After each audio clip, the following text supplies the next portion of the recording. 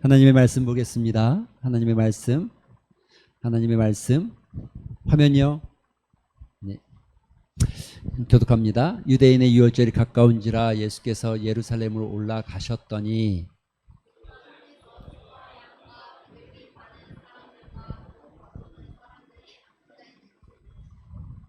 노끈으로 채찍을 만드사 양이나 소를 다 성전에서 내쫓으시고 돈 바꾸는 사람들의 돈을 쏟으시며 상을 엎으시고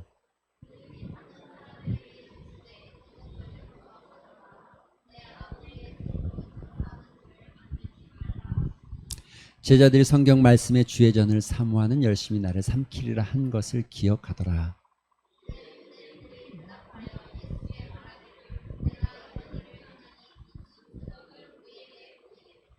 예수께서 대답하여 이르시되 너희가 이 성전을 헐라 내가 사흘 동안에 일으키리라.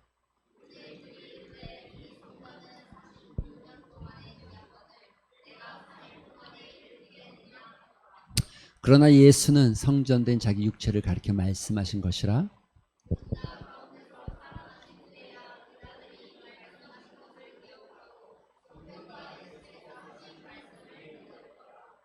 아멘. 할렐루야. 예. 뒤가 아멘. 할렐루야. 예. 오늘 그 예배 마치고 청년들이 출발하게 되어지는데 청년들이 우리 어른들이 청년들을 또 많이 섬겨주시고 기도해주시고 또 잘 갔다로 격려해주시고 또 더러 후원도 해주시고 아마 알밥을 또 한 번 더 하겠다는 뭐 이런 소문이 좀 들리던데 그래서 점심에 알밥을 한 번 더 우리가 해야 되겠다. 알밥 드셔보셨어요?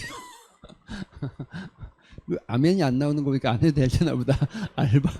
예. 하여간 뭐 격려해 주시고 갔다 오는 동안 잘 좋은 시간 되도록 여러분 기도해 주시기를 부탁드리고 이런 일을 통해서 저희가 바라는 것은 그저 그냥 즐거운 시간이었다, 재미난 시간이었다가 아니라 이 안에 하나님이 우리에게 주시는 어떤 비전이 있고 꿈이 생겨나고 마음이 좀 넓어지고 또 세상에 보는 것도 넓어지는 여러분 이 본다는 게 넓어진다는 거는 저는 이렇게 생각하거든요. 보는 게 넓어지는 것은 그냥 우리 시대에 진주만 보는 것이 아니라 서울까지 봤다가 아니라 또 서울에서 뭐 예를 들어 뭐 저기 글로벌하게 뭐 유럽을 봤다.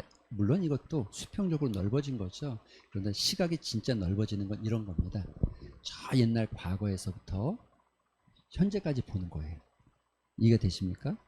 그리고 그 현재에서 또 미래를 내다보는 게 이런 걸 시각이 넓어졌다고 표현하는 거예요. 이게 진짜 시야가 넓어진 사람은 여기서 우리끼리 이렇게 조금 더 앞에 보고 조금 더 멀리 보고 이 수평적인 것에서 끝나는 거 아니라 수직적인 시간의 관념 속에서도 과거에서부터 시간을 볼 수 있어야 되는 거예요. 그래야 진짜 시각이 넓어진 거예요. 역사가 어떻게 얘기하고 또 우리가 어떻게 살아야 되는 거예요. 그런 의미가 좀 담겨져 있습니다. 그래서 양화진에 가면 순교자 기념관이라는 기념묘가 있는데 묘를 둘러보게 될 것이고 또 경복궁 우리나라 왕이 있었던 경복궁 또 그 중앙박물관에서 이 마네모네라는 아주 중세의 화가인데 실제 그림을 그 모조품을 갖다 놓는 게 아니라 실제 이런 건 좀 보기가 어렵죠. 진주가 제일 아쉬운 게 그런 것들이죠. 진주에서는 그런 것들이 보기가 좀 어렵잖아요. 근데 뭐 보면 뭐 대단해 라고 생각할 수 있지만 그런 게 왜 그려졌는지 어떻게 여러분 그림이나 음악이나 글은 그냥 쓰여지는 법이 없습니다. 절대로. 만약에 그림이나 음악이나 글을 그냥 누군가 것을 베끼듯이 쓴 거는 이건 대필이고 이건 그냥 의미가 없는 건데 모든 그림에는 모든 음악에는 그 사람의 사상과 생각이 들어가 있습니다. 그게 중세에서 그래서 그 사상과 생각이 흘러가는 크기에 따라서 어떤 건 허무주의 작가 어떤 거는 뭐 추상주의 작가 이렇게 말하는 게 다 그와 같은 사상 안에서 만들어졌고 그것이 이 색깔 하나 쓰는 것까지도 거기에다 연관이 있기 때문에 그렇게 표현하는 거죠. 그래서 이런 것들을 좀 보고 또 예배도 드리고 또 감사한 것은 우리가 잠자리가 조금 서울 넉넉하지 않아서 고민을 했는데 서울의 그 사랑과 평화의 교회 바로 이제 요번에 그 건축을 굉장히 크게 잘 하셨는데 선교관 게스트하우스를 잘 지어놨어요. 그 건물 6층인가에 전체가 게스트하우스라고 하는데 선교사님들이 들어오시면 쉴 곳이 없으니까 집이 없잖아요. 집이 없으니까 그런 선교사님들을 모실 수 있도록 게스트하우스 잘 하는데 그 게스트하우스에 저희가 먼저 들어가게 됐어요. 그래서 거기서 좀 잘 수 있게끔 배려해 주셔서 거기서 잘 수 있을 것 같고 청년들이 사랑을 많이 받아서 그런지 뭐 식사도 한 끼 정도 교회에서 대접을 해주신다고 그러는 것 같고 그러니까 뭐 이런저런 하나님께서 부어주시는 은혜들이 충분하게 있었고 또 그런 은혜들이 채워져서 청년들의 가는 길이 복된 길인 줄로 믿습니다. 할렐루야. 오늘 제가 여러분하고 나누고 싶은 말씀 중에 나누기 전에 여러분 요즘에 유명한 책이 하나 있어요. 저도 얼마 전에 누구 뭐 이런 저런 얘기 하다가 이 책 얘기를 듣고 궁금하더라고요. 그래서 이제 그 밀리의 서적에서 쓱 해가지고 다 보지도 않았어요. 그냥 쭉 읽다 말았어요. 에세이 같은 책이더라고요. 에세이 같은 책, 수필집 같이. 제목이 재밌잖아요. 요즘에 이게 그 소위 유행하는 제목입니다. 하마터면 뭐 예를 들어 하마터면 뭐 성공할 뻔했다. 뭐 이런 제목들이 있어요. 하마터면 뭐일 뻔했다. 이런 제목인데 이것도 하마터면 열심히 살 뻔했다. 제목이 이래요. 제목이 그래서 되게 신기한 책이잖아요. 재밌잖아요. 청일전자 여러분 아십니까? 청일전자? 모르시죠? 아, 여러분 드라마 잘 안 보시는구나. 드라마에 나왔던 이야기. 드라마에 청일전자 미쓰리라고. 아, 예, 대화가 안 되는군요. 죄송합니다. 네, 예, 여기까지만 하는 걸로 했어요. 그런 게 있었다. 뭐 이렇게 그 열심히 사는 청일전자 미쓰리의 삶을 반대하는 거예요. 이 좀 뭐냐면 내용은 되게 간단하더라고요. 간단한 내용인데 그 에세이를 써놔서 내용이 재밌어요. 근데 이런 거예요. 이런 거. 남들이 요구하는 거, 사회가 요구하는 거, 그거 쫓아가려고 너무 애쓰지 말라는 거예요. 열심히 살지 말라는 게 그런 의미예요. 그냥 너가 좀 하고 싶은 걸 해. 그게 행복한 인생이야. 이런 얘기를 하는 거예요. 이런 얘기를 하는 책인데, 그래서 그냥 누구 사회가 요구하는 어떤 기준이나 사회가 요구하는 어떤 스펙을 쌓으려고 막 쫓아가는 인생을 살지 말고, 그 제목이 하마터면 열심히 할 뻔했다 이거예요. 아이고 내가 그렇게 하면 안 돼. 이런 얘기가 담겨져 있는데 너무 그렇게 그런 쪽에 열심히 하지 말고 너가 즐길 수 있는 걸 열심히 해라. 이런 의미가 좀 담겨져 있는 건데 요즘 시대 청년들에게는 참 읽으면 청년들의 마음에는 좀 공감이 많이 될 것 같아요. 왜냐하면 힘들잖아요. 요즘 청년들 직장 구하기도 힘들고 구했어도 또 이게 영원한 직장이 될지 어쩔지 잘 모르겠고 또 결혼도 해야 되고 자녀도 낳아야 되고 집도 구해야 되고 하는데 그나마 부모가 좀 재산이 있으면은 집 사는데 좀 도움이 되겠지만 부모가 재산이 없으면 어떻게 하라는 거야 도대체? 어떻게 살라는 거예요? 네? 집이 어떻게 하라는 거예요 도대체? 이제 이게 제가 이렇게 얘기하면 이건 청년들의 마음인 거예요. 청년들의 마음. 도대체 어떻게 하라는 거예요? 집도 못 사는데 어떻게 결혼해서 뭐 하라고? 어떻게 하라고? 애는 낳으면 뭐해? 어떻게 하라고? 이게 이제 청년들의 마음인데 그런 걸 약간 대변하듯이 써져 있는 책인데 물론 저 내용이 다 좋은 것 같지는 않습니다. 다 맞지는 않습니다. 왜냐하면 여러분 이미 이것에 대해서 우리 성경에는 오래전에 이야기하고 있죠. 열심히 살지 말라. 이게 그냥 무조건 열심히 살지 말라는 게 아니라 남의 시선이나 어떤 사회의 기준에 맞춰서 열심히 살지 말라는 거예요. 자기가 하고 싶은 걸 열심히 하는 게 행복하고 좋은 거다 이런 의미거든요. 그래서 다른 말로 하면 이런 거예요. 이게 여러분 일을 열심히 살아가는 것도 너무 좋은 건데 시간 앞에 우리가 성실하다는 건 굉장히 지혜롭고 잘 사는 삶이죠. 문제는 이거죠. 그 성실하다고 표현하는 그 성실이 여러분 그 안에 진짜 의미가 있냐 없냐예요. 있냐 없냐. 열심히 살았는데 내가 하는 그 일에 어떤 의미가 있냐 없냐는 거예요. 여기서 말하는 건 여러분 남의 의미를 쫓지 말고 자기 안에 있는 뭔가를 쫓아라 이런 의미로 말하는 거고 그런데 성경은 이미 이것에 이전에 말을 하고 있죠. 여러분이 다 아는 성경 뭐죠? 솔로몬이 쓴 전도서가 이 비슷한 겁니다. 이미 전도서가 이거보다 먼저 쓰여졌죠. 헛된 거야. 다 헛된 거야. 너가 좀 막 돈 모으려고 하는데 그거 다 헛된 거야. 너가 막 뭐 쾌락을 쫓아서 뭐 즐기고 살아가면 그게 다 재밌을 것 같지. 그거 다 헛된 거야. 너가 뭐 명예를 얻어보겠다고 뭐 권력을 잡아보겠다고 애쓰지만 권력 그거 잡아봐야 헛된 거야. 그리고 너가 지식을 얻겠다고 수없이 많은 세상의 지식을 다 품을 것처럼 너가 공부하지만 그것도 헛된 거야. 이게 전도서 얘기입니다. 예? 그렇다고 해서 그럼 전도서 읽고 나면 인생은 허무하니까는 살지 말고 허무주의로 빠져라. 그게 아니죠. 그런 가치 없는 거. 여기서 가치 없다는 건 뭐예요? 그 안에 진짜 의미가 없는 거. 가치 없는 것을 쫓아가서 사는 건 허무한 거야. 그런 거 쫓지 말고 진짜 가치 있는 거. 내가 일을 다 마치고 살아보니까 그래서 잠언 전도서 마지막에 뭐예요? 여호와를 경외하는 거. 가장 가치 있는 일이다. 이걸 이제 솔로몬은 이야기하고 또 결국 그 얘기예요. 그 얘기. 열심히 사는 것도 중요하지만 무엇에 열심을 내야 되냐. 여러분 오늘 제가 여러분과 나누고 싶은 얘기가 열심에 대한 얘기를 좀 나누고 싶은 거죠. 열심. 여러분 그 그림 하나 보기 전에 우리 요한복음 20장 여러분 읽었던 건데 유대인들의 표현입니다. 여러분 보세요. 유대인들이 이르되 이 성전은 46년 헤롯 성전은 46년간 지었어요. 여러분 이 46년이라고 표현하는 이 표현 안에 뭐가 있는 것 같아요? 이 성전에 대한 굉장한 자부심. 실제로 잘 지어졌고 예쁘고 멋진 성전이었어요. 아주 고급스러운 성전이었죠. 제자들도 그렇고 나머지 유대인들도 그렇고 자기 그 성전에 대한 어떤 자부심이 굉장히 이 성전이 46년 동안 지어진 46년 동안 지은 거라는 거죠. 그런데 그 지어진 46년 동안 지어진 성전 여러분 이게 중요한 겁니까? 안 중요하다고 표현하는 건 뭐하지만 이 성전보다 더 중요한 게 있다는 거죠. 더 중요한 성전이 지어진 그러니까 이 성전 외형적인 것을 쫓아갈 일이 아니라 외형이 중요한 게 아니라 더 중요한 것에 대한 이야기를 하고 있는 거죠.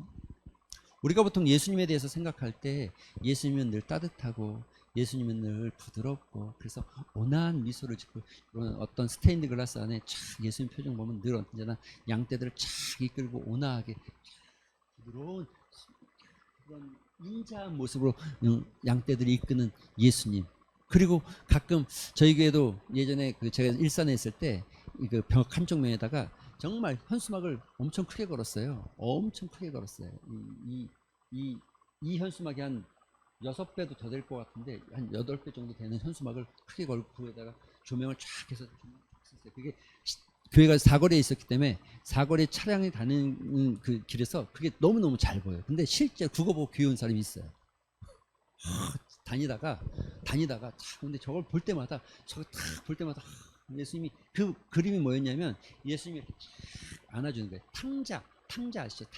탕자가 돌아왔을 때 그 아버지가 둘째 아들을 안았던 것처럼 예수님이 다 이렇게 안아주고 사람 얼굴을 없고 뒷모습 나오고 예수님이 앉는 모습만 이렇게 탁 나오는 이런 마치 구름 같은 곳에서 이렇게 여러분 보신 적 있을 거예요. 탁 안고 있는 그림이거든요. 실제로 그거 보고 교회 나온 사람이 몇 있어요. 내가 여기를 늘 다니면서 저걸 보게 되는데 마음이 자꾸 교회가 가고 싶어지더래요. 그 현수막 잘 걸어놔야 되겠어요. 이것도 전도가 되는구나. 그런데 여러분 그런 그림만 보면서 우리가 생각할 때 예수님 굉장히 온화하고 따뜻하고 부드럽고 그냥 자상하고 물론 예수님은 굉장히 온화하고 따뜻하고 부드러우신 분입니다. 그런데 예수님이 꼭 그렇게만 보여지진 않습니다. 꼭 그렇게만 보시면 안 됩니다. 오늘 여러분 보시는 이 예수님의 모습은 이런 모습입니다. 이건 여러분 엘 그레코라는 이 18세기 계몽주의 화가가 그린 건데 굉장히 색채를 강하게 명암을 짙게 넣고 또 붓터치를 굉장히 강하게 해서 굉장히 강렬하고 예수님의 동작도 작지 않고 굉장히 크고 이 채찍을 내리치는 이런 모습을 그려놨죠. 사실 이게 처음에 그려졌을 때 사람들에게 그렇게 호응이 좋지 않았어요. 근데 시대가 흘러가면서 예수님의 어떤 그 감정, 예수님의 그 어떤 분노하는 예수님의 모습을 표현하는 그림으로 사람들이 나중에 이 그림에 대해서 굉장히 인정하기 시작하죠. 사실 여러분 예수님께서 여러분 그렇게 인자하고 따뜻하고 뭐 부드럽고 이런 모습이 있죠. 그런데 그 반대되는 모습도 있죠. 화 있을진저 이 바리새인 서기관 외치기도 하시고 여러분 그런 모습이 예수님 성전에 오늘 여러분 읽은 본문에서 성전에 예수님이 성전에 2번 가십니다. 오늘 가셨고 뭐 혹자는 이게 한 번이다라고 표현하는 분도 있지만 대부분의 학자들은 2번이다. 초기에 갔다 가셨고 또 이제 예수님께서 승천하기 전에 또 가신 걸로 2번으로 기록하고 있습니다. 예수님께서 지금 채찍을 들고 부드럽게 너네 이러면 안 돼. 이렇게 하면 안 되지 않겠니? 이런 것은 성전이 아니야. 너네는 성전에서 이렇게 하는 건 나쁜 거란다.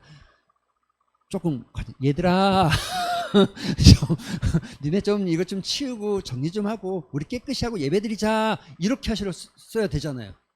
여러분이 생각할, 저희가 생각하면 그렇게 하셔야 되잖아요. 인자한 예수님, 부드러운 미소로 아주 따뜻한 말로, 얘들아 이렇게 하면 안 돼. 어린이 여러분 청소합시다 이래야 되잖아요. 근데 예수님 그런 모습이 아니라니까요. 지금 노끈을 탁 들어가지고 만들어가지고 딱 내리치면서, 여러분 이게 이 모습 내리치면서 쫙 웃으면서 하하하 이렇게 내리쳤겠냐고요. 이렇게 했겠냐고. 이러면 조금 죄송합니다. 예수님한테 불경스러울 때인데 사이코패스 되는 거죠. 이러면 이거 아니에요.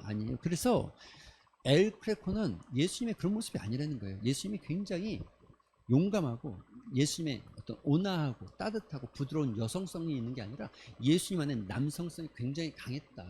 그리고 예수님 굉장히 온화한 것도 있지만 굉장히 용감했고 또 강인한 마음이 있었다. 여러분 사실 그렇지 않아요? 생각을 해보세요. 지금 이 성전에 여러분 여기 들어와가지고 누가 와가지고 여기서요 예배 드리고 있는데 중간에 딱 들어와가지고 저기 여기 나와 이렇게 하는 것도 잘 못해요. 못하니까요 술을 한잔 한 사람들이 오는 용기 내서 술 먹고 와서 하는 거예요. 그렇게 할 수 있는 맨정신을 못하는 거예요. 근데 지금 여러분 이게 성전, 예루살렘 성전 작지 않아요. 엄청 넓어요. 뜰이 엄청 넓어요. 근데 거기 들어가서 갑자기 막 무슨 뭐가 없이 그냥 채찍을 휘두르면서 쫓아낸다고 생각해 보세요. 이게 웬만한 용기로 가능한 일인가? 그런데 여러분 예수님 이런 모습이 있었다는 거죠.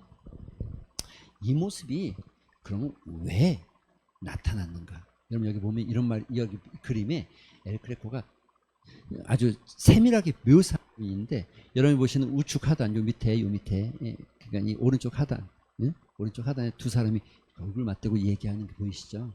이게 지금 두 제자가 이야기하는 거예요. 두 제자가 여기 두 제자가 뭘 얘기하고 있느냐? 이들이 뭘 얘기하고 있을까요? 여러분 오늘 본문, 여러분 읽은 본문의 내용이 이겁니다. 이렇게 돼 있어요. 자, 같이 읽어볼까요? 시작.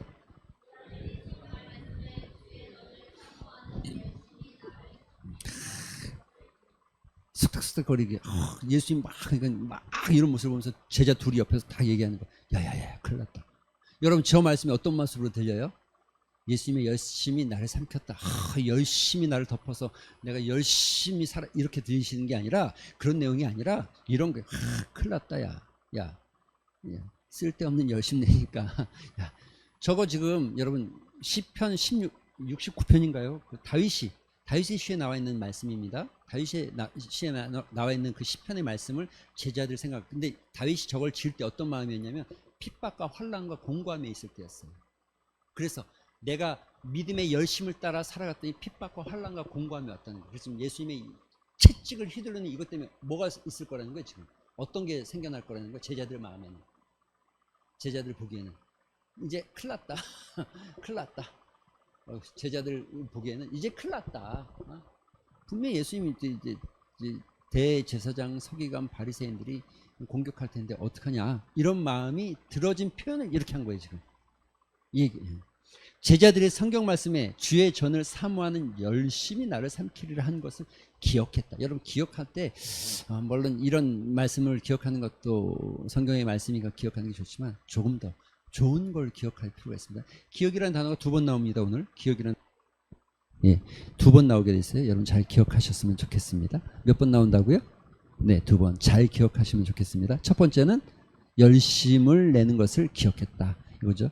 그런데 여러분 이 열심, 예수님이 이 열심이 그들의 눈에는 핍박을 받고 환난을 당할 만한 일로 보였으나, 여러분 이건 굉장히 중요한 거예요. 우리가 무엇에, 어떤 것에 열심을 내느냐, 어떤 일에 열심을 내느냐, 왜 열심을 내느냐, 열심을 내는 것보다 더 중요한 거예요. 여러분 저기에 지금 저 열심을 보면서 제자들이 판단하지 못한 게 뭡니까? 예수님, 그러니까 열심보다 더 중요한 게 진심인데, 예수님의 성전을 향한 정말 성전을 사모하는 마음을 제자들은 보이지 않는 거죠. 여러분이 잘 알고 또 설교 시간에 한두 번씩 들어보셔서 대부분은 다 아실 만한 내용이죠. 오늘 이야기가 그런 겁니다. 뭐라고 되어 있습니까? 14절에 보면 성전 안에서 소와 양과 비둘기 파는 사람들과 돈 바꾸는 사람들이 앉아있는 것을 보셨다라고 되어 있죠. 소, 양, 비둘기를 판, 예, 그랬습니다. 유대인들이 흩어져 살았기 때문에 예루살렘, 유대인, 이스라엘 백성들은 남자라면 누구나 1년에 3번은 이 예루살렘에 와서 예배를 드렸어요. 제사를 드렸어야 됐습니다. 이게 율법입니다. 율법. 그래서 1년에 3번은 반드시 와야 한단 말이죠. 근데 올 때 여러분 재물을 가져와야 되는데 재물을 가져올 때 양과 소와 비둘기 이런 것들을 저 멀리 저 아시아에서부터 저 고린도에서부터 에베소부터 끌고 야 소 먹여가면서 끌고 온다고 생각해 보십시오. 얼마나 힘들어요. 그러니까 이런 것들을 파는 예루살렘에는 이런 걸 파는 사람들이 실제로 있었어요. 돈도 마찬가지입니다. 성전세가 그 2세겔이 1세겔 반세겔이 성전세입니다. 반세겔이 성전세인데 한 세겔이 보통 4일 정도의 일당입니다. 그러니까 이틀 정도의 일당을 내야 되는 거예요. 1년에 한 번 성전세를 내야 되는 거예요. 그런데 성전세를 내려면 문제는 이거예요. 성전세를 낼 때는 로마 돈으로 낼 수 없고 이스라엘 돈으로 내야 되는데 그 이스라엘 돈 중에서도 여러분 막 쓰여지는 돈이 아니라 소위 말하는 요즘 말로 하면 깨끗한 돈, 새 돈인데 그 당시엔 성전에서만 쓰는 돈이 따로 있었어요. 그걸 바꿔야 돼. 이걸 환전을 해야 돼. 환전. 여러분 이게 이때 있었던 게 아니라 늘 있었던 거예요. 근데 문제는 이거죠. 원래 예루살렘을 중심으로 사방으로 동서남북 사방으로 4개의 마을에서 이와 같은 것들을 팔고 이와 같은 일들을 했었어요. 그런데 문헌에 보니까 AD 30년경 가야바라는 그 대제사장이 이 사람들을 성전 안 이방인의 뜰 성전 안으로 들어와서 팔 수 있게끔 자리를 내어주고 돈을 받았다는 거예요. 지금 그 상황입니다. 그 상황에 놓여 있는 거죠. 또 문제는 이거죠.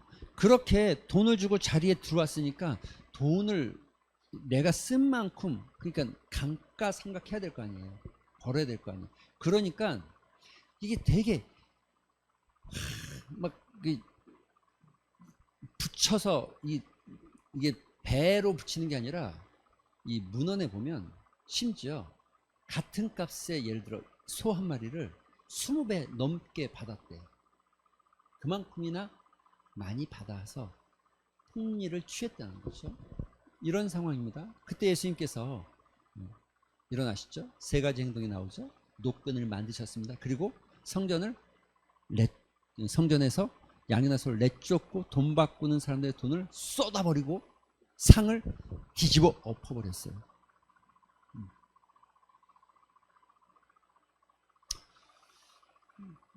왜 이렇게 해야 됩니까? 그냥 부정부패가 일어나면 안 되기 때문에 그렇게 해야 됩니까? 아니죠. 그런 차원의 문제가 아니죠. 이건 본질적인 이야기를 하고 있는 겁니다. 예배 드리는 곳이 이 성전이 무엇을 해야 하냐는 거예요. 본질적인 얘기죠. 본질적인. 예수님의 열심은 지금 무엇입니까? 하나님의 전을 사모하는 열심. 이 안에서 드려져야 될 예배를 사모하는 열심. 이 안에서 드려져야 될 제사를 사모하는 열심. 그런데 그 외의 것들의 열심을 내는 것에 대해서 채찍을 들었다 이렇게 표현하고 있는 거죠. 여러분 우리가 살다 보면 그럴 때가 있습니다. 이게 주객이 전도된다 이런 얘기를 하죠. 사자성어로 살다 보면. 그래서 이게 구분하기가 참 여러분 이 원래 검은색하고 흰색은 구분이 잘 됩니다. 그런데 검은색과 흰색이 아니고 회색이면 이게 검은 거예요, 흰 거예요? 이럴 때 헷갈려지는 거거든요. 근데 인생이 늘 그렇죠. 이 중요한 것과 안 중요한 것은 구분이 되는데 중요한 것과 더 중요한 것을 구분을 못하는 경우가 생겨요. 여러분 중요한 것 때문에 더 중요한 걸 놓치는 거 이게 문제죠. 우리 인생에 있어서. 그래서 인생을 우리가 진짜 건강하게 잘 살아가려면 여러분의 인생에 있어서 가장 내 삶에 진짜 중요한 게 뭔지를 분명하게 딱 정해야 돼요. 내 인생에서 가장 중요한 1번은 뭔지, 내 인생에서 가장 중요한 2번은 뭔지, 내 인생에서 가장 소중하고 우선시해야 될 3번은 뭔지, 이걸 안 정하면 그 상황에 따라서 시대에 따라서 어떤 환경에 따라서 자꾸 이렇게 했다가 이렇게 했다가 이게 흑이 됐다가 백이 됐다가 왔다 갔다 하죠.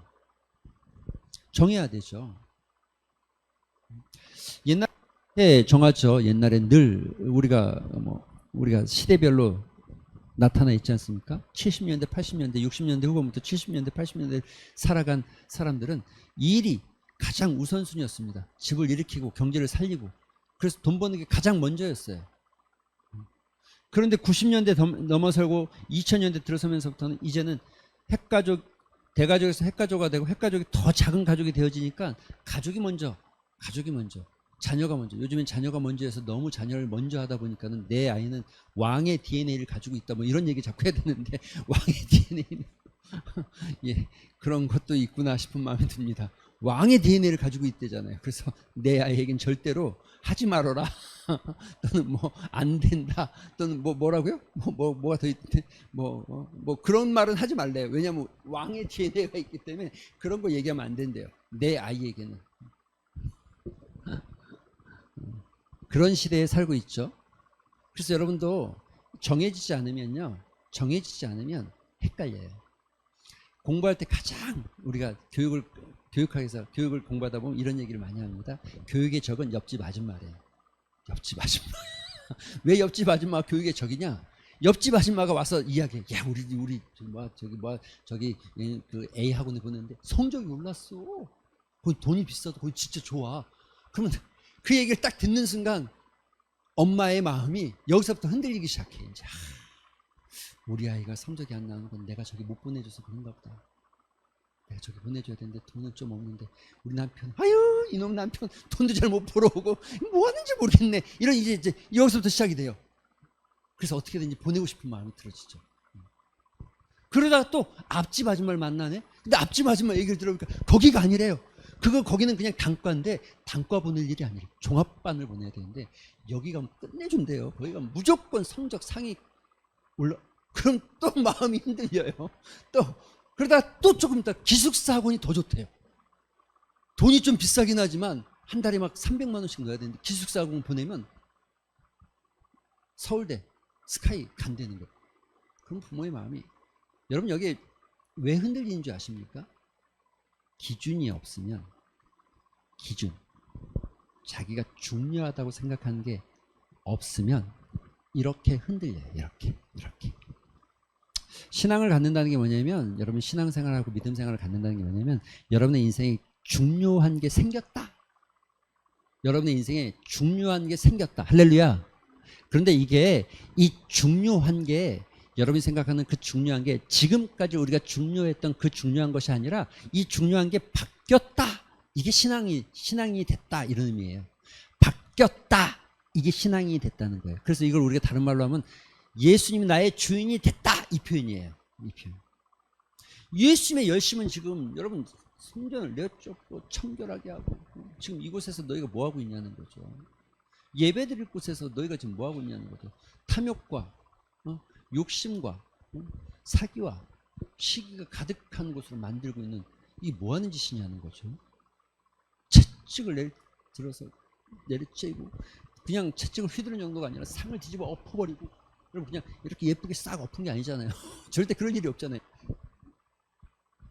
한번 좀 해보지 않으셨어요? 밥 먹다 해본 분 없죠? 예. 날아가는 거예요. 날아가는 거. 꽈장창.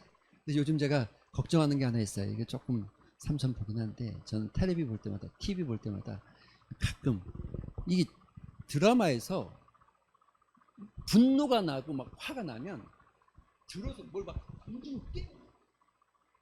근데 이해가 돼. 왜냐면 여러분 이 당사자, 드라마의 당사자가 분노했다는 걸 표현해야 되잖아요. 그렇죠? 얼굴 표정 이러고 표현되는 게 아니니까 그 표현을 하기 위해서 입을 거칠게 말하거나 목소리를 높이거나 소리를 지르거나 뭔가를 깨트려야 되거든요. 근데 실제 우리 삶에서는 그렇게 하면 안 되거든요. 근데 애들이 점점 닮아가 요즘에. 그렇게 보니까 화가 난다, 화내는 건 이런 거야 라고 생각하는 것 같아요. 막 그냥 집어 던져야 되고 막 소리를 막 꽉 질러야 되고, 분노가 나면 막 그냥 정신없이 차를 몰고 막 어딘가 막 가버려야 되고, 이렇게 표출을 하는 것 같은 이런 모습이 있어요. 그래서 좀 걱정이 되죠. 예수님도 지금 분노하고 있는 겁니다. 사실은 굉장히 온화한 게 아니라 상을 뒤집어 엎고 동쪽을 양과 소를 채찍을 쳐가면서 내쫓아버리고. 그런데 여러분, 같이 한번 읽어보겠습니다. 시작.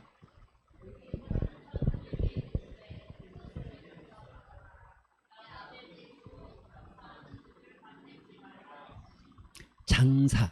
여러분 장사는 왜 합니까? 돈 벌려고. 그러니까 여러분의 욕심과 욕구를 채우는 장소가 되게 하여서는 안 된다는 거예요. 어디 가요? 하나님의 성전은 그런 곳이 아니라는 거예요. 여러분, 여러분이 나와 있는 이 성전은 우리의 욕망을 채우거나 우리의 어떤 욕심이나 우리의 어떤 꿈을 성취하기 위한 발판이거나, 그래서 예수님께서 하나님의 능력을 따라서 내 꿈을 성취하는데 뭔가 도와줘야 되는 어떤 능력의 통로가 되어지거나 이런 곳이 아니라는 거예요.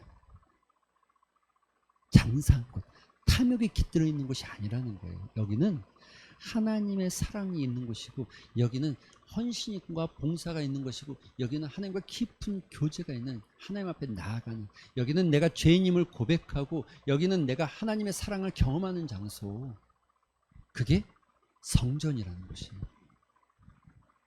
그런데 여러분, 성경이 이렇게 말하죠. 같이 읽어볼까요? 같이 시작.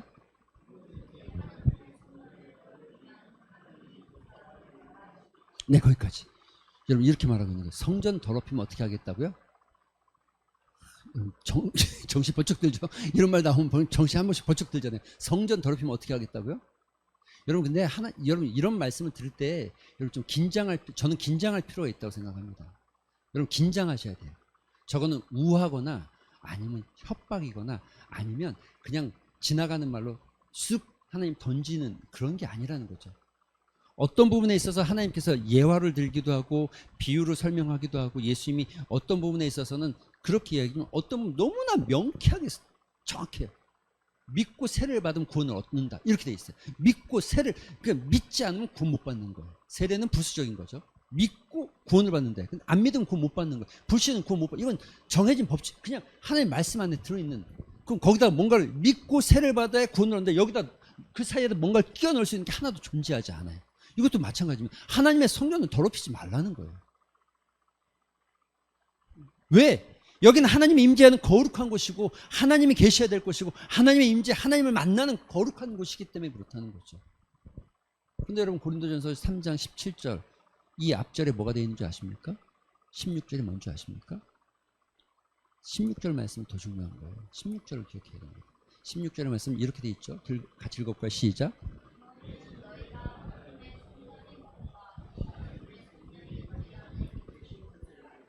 할렐루야. 여러분 자신이 하나님의 성전이라는 거예요. 바울은 이것을 너희가 살아있는 제사라고 그랬고 영적 예배라고 그랬어요. 고린도전서 12장 영적 예배라고 그랬어요. 그리고 갈라디아서 2장 20절에 예수님과 더불어 사는 것이라고 설명하고 있는 겁니다. 너희가 하나님의 성전이다. 너희 안에 성령이 있다. 다른 말로 하면 성령 세례를 받았다. 이렇게 말하고 있는 거예요. 그런데 여러분, 자 그럼 이제 우리가 오늘 본문에서 주어지는 그 이야기대로만 흘러서 딱 이야기는, 하나님께서 우리 자신이, 그러니까 내 몸이 하나님의 성전이고 하나님의 영이 거하시고 성령이 거하시는 성전, 내 안에 성령이 거하신 성전이다. 그런데 그럼 우리 안에서 뭘 내쫓아야 됩니까? 뭘 내쫓아야 됩니까? 네? 왜? 아유 답이 나왔잖아요. 장사하는 거. 예, 세상 거 장로님 맞죠? 장사하던 거. 여러분 장사의 핵심이 뭐라고요? 욕심, 욕망, 욕심. 우리 안에서 욕심을 내어쫓으라는 거죠. 너희의 성령은, 너희의 욕심, 너희의 육신은, 너희의 심령은 너희의 욕심으로 채워지는, 너희의 야망으로 채워지는 공간이 아니라 성령이 채워져야 되는 거예요. 성령. 여기에 중요한 싸움이 겁니다. 공간이 이렇게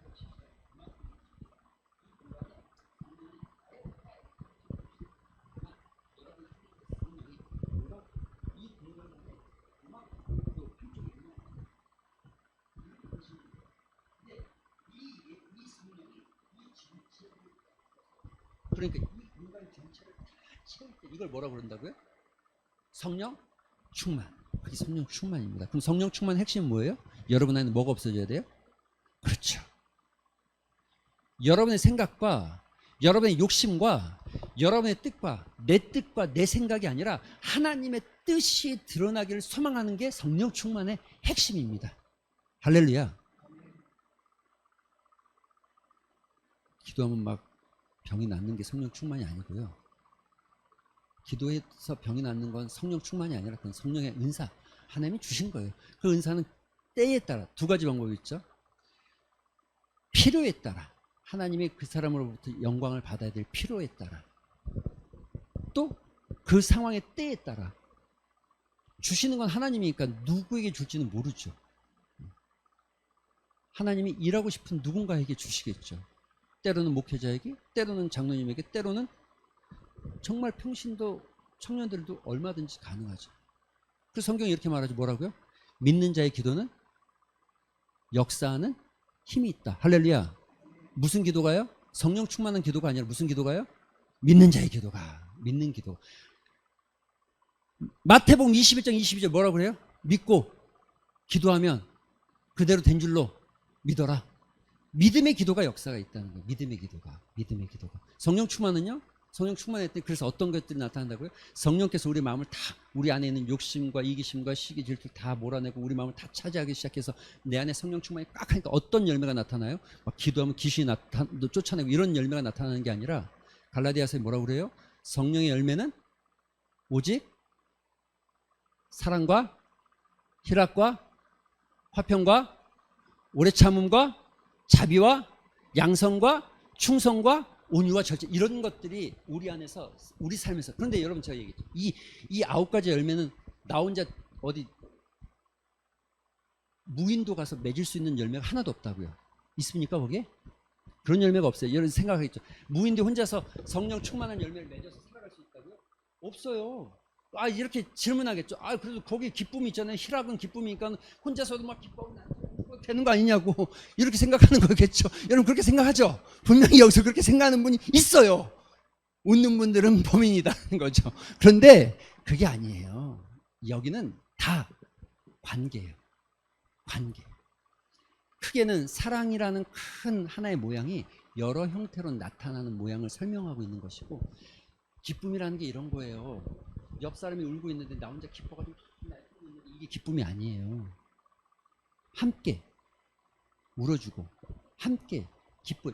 내가 진짜, 나는 진짜 막 내가 보기엔 세상에서 보기엔 찌질이 같아 보이고 뭐 가진 것도 없고 별것도 없는데 이 사람이 너무너무 잘 돼요.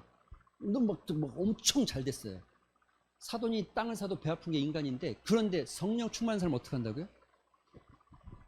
정말 진실한 마음을 같이 기뻐해 줍니다. 이게 열매, 이게 열매라니까요. 오래 참음도 마찬가지입니다. 오래 참음. 여러분 인간을 해서 참는 게 얼마나 힘든지 아시죠? 내 자식 참기도 힘들어 죽겠는데, 그럼 사람 보고 참아가는 게 힘든 일이에요. 그런데 참게 하시는 것도 성령이에요. 할렐루야. 그 참아가면서 나도 보이고, 아, 나는 또 어땠을까 싶은 마음도 들고, 여러분 다 이런 마음이 들게끔 하시, 성령께서 우리를 만지시는 거잖아요. 선을 베푸는 것도 마찬가지고, 절제, 자기의 감정을 다스리는 것도, 충성, 변하지 않는 거예요. 변하지 않는 거. 여러분 그래서 정말 저는 한 교회에서 신앙생활 오래 하는 사람들이 대단하다고 생각하는 사람 중에 하나입니다. 진심으로. 변하지 않는 게 쉽지 않거든요. 물론 상황과 환경에 따라서, 아니 상황에 따라서 어떤 하나님의 뜻이 있으면 그럴 수 있죠. 그런데 그 과정 속에서 진실하게 정말 믿음을 따라서 어딘가로 옮겨간 사람이 몇이나 돼 보이십니까? 그 사람들이 어디서 신앙생활 잘하든 건 두 번째 문제고, 저는 한교에서 오래 신앙생활에서 대단한 거, 충성스러운 거죠. 이걸 충성을 다른 말로 하면 신실이라고도 표현합니다. 신실, 충성. 이런 것들 어디서 나오는 열매라고요? 뭐 할 때요? 성령이 충만해질 때. 그러려면 어떻게 돼야 된다? 우리 안에서 채찍을 휘둘러야죠. 누가요? 말씀이 채찍을 휘둘러야 되죠. 여러분의 심령 안에 말씀이 자꾸 휘둘러야 됩니다. 말씀이 너무 따뜻하면 안 되고, 말씀이 좀 휘둘러야 돼요. 말씀이 휘둘러져야 돼요. 말씀이 들을 때마다 여러분의 마음에 파도 쳐야 돼요.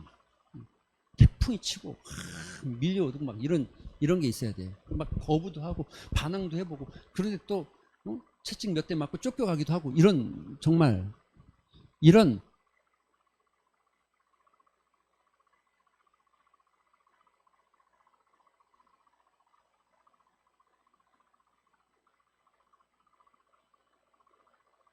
내 안에서의 다툼이 있어야 되죠. 이게 더 좋아.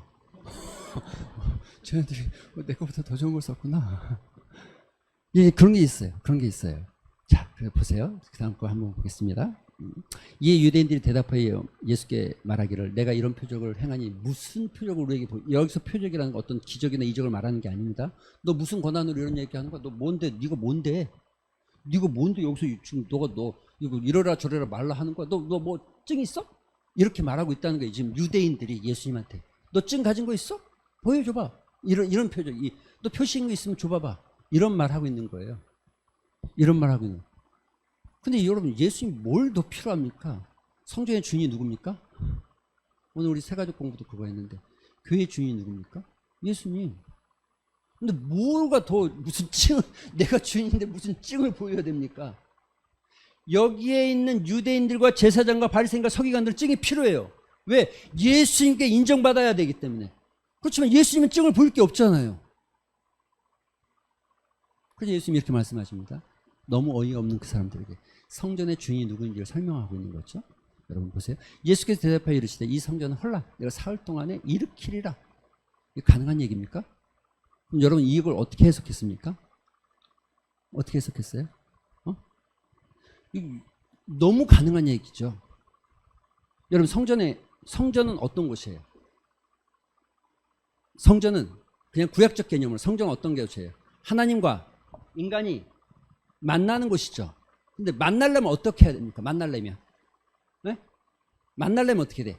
앞에 나왔죠. 소, 돼지, 양 뭐 가져와야 된다면서요. 왜요? 왜 가져와야 됩니까? 그렇죠. 내 죄를 이 소에게 그래서 소 머리에다 손을 얹고 전가를 시켜요. 죄를 전가해요. 내 죄를 너가 다 가져라 이러고 전가하는 거예요. 그리고 이 소를 잡아요. 나 대신. 그래서 내가 하나님 앞에 설 수 있고 만날 수 있는 곳이 된 거예요. 여러분 이게 성전의 핵심입니다. 건물이 아니라 이게 성전의 핵심입니다. 그래서 예수님이 이렇게 말하면 알아들어야지. 왜 못 알아듣냐는 거지. 왜 유대인들이 못 알아듣냐는 거죠. 여러분 이렇게 말할 때 뭐라고 그럽니까? 유대인들이 야 네가 어떻게 이 성전이 뭔데 46년을 줬는데 너가 어떻게 3일 만에 줘. 여러분 이 3일이 뭐예요? 46년이 뭐예요? 그들이 보기에는 지금 성전이 뭐 어떤 곳입니까? 화려하고 뭔가 이제 자부심이 느껴지고 자랑거리가 되어지고 외형적으로 뛰어난 이런 것들을 꿈꾸는 거죠. 이렇게 대단한 걸 네가 어떻게 여러분 근데 성전의 핵심이 뭐예요? 핵심 하나님을 만나는 곳이라니까요. 하나님을 만나려면 어떻게 해야 됩니까? 소와 양과 무엇인가를 가져와서 제사를 드려야 되는 곳이 성전이에요. 그런데 예수 그리스도께서 십자가에서 죽으심으로 우리가 하나님 앞에 나갈 수 있게 됐어요. 할렐루야.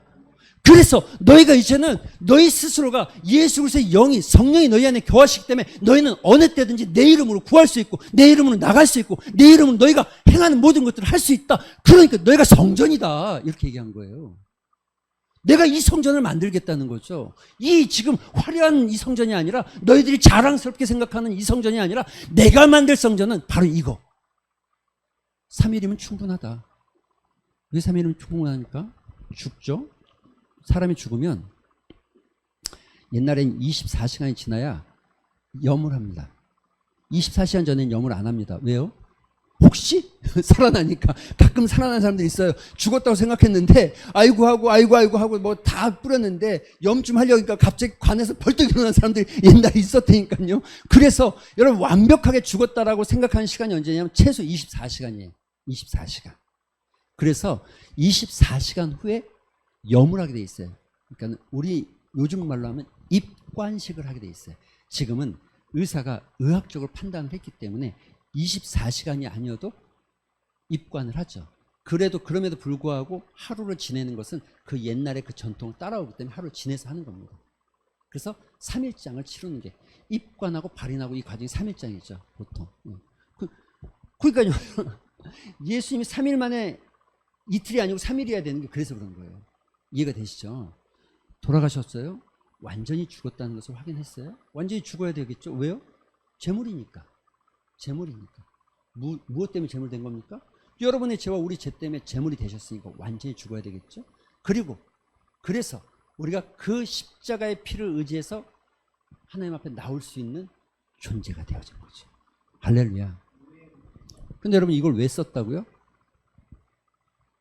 두 가지 기억해야 되겠죠 오늘? 하나 뭐였어요? 기억?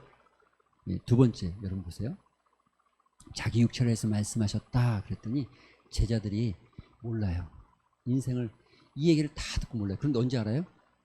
보세요. 22절 같이 시작.